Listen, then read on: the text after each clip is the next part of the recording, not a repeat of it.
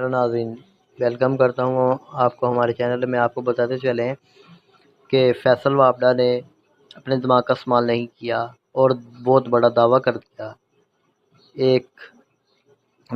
PTI रहनुमा अपने दावे तो बहुत करते हैं लेकिन अपने दावों पर पूरा नहीं उतरते। जैसे कि आप जानते हैं, एक प्रोग्राम में, जियो न्यूज़ के रिपोर्ट कार्ड में प्रोग्राम में फैसल वापडा साहब ने एक बहुत बड़ा दावा कर दिया, जिसमें उन्होंने कहा है कि नौकरियों की बारिश हो जाएगी, सिर्फ कुछ दिन इंतज़ार करना पड़ेगा, कुछ दिन या कुछ हफ्ते इंतज़ार करना पड़ेगा। उसके बाद नौकरियों को बारिश हो जाएगी और हर आदमी को नौकरी मिलेगी, किसी को बाहर जाने की ज़रूरत नहीं होगी।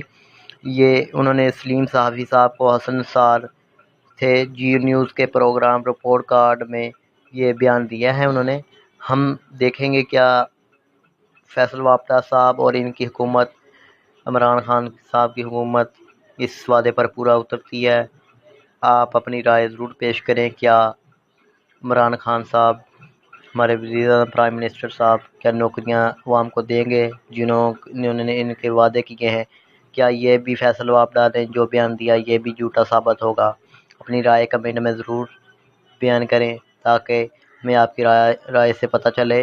मेरे ख्याल में तो ये खुशी वाली बात है, अगर पाकिस्तान को नौकरियां मिल जाती हैं ये बहुत खुशी वाली बात है कि किसी को बाहर जाने की ज़रूरत नहीं होगी, और क्योंकि हमारे मुल्क में ही नौकरियां मिलेंगी और बेरोज़गारी ख़त्म हो जाएगी।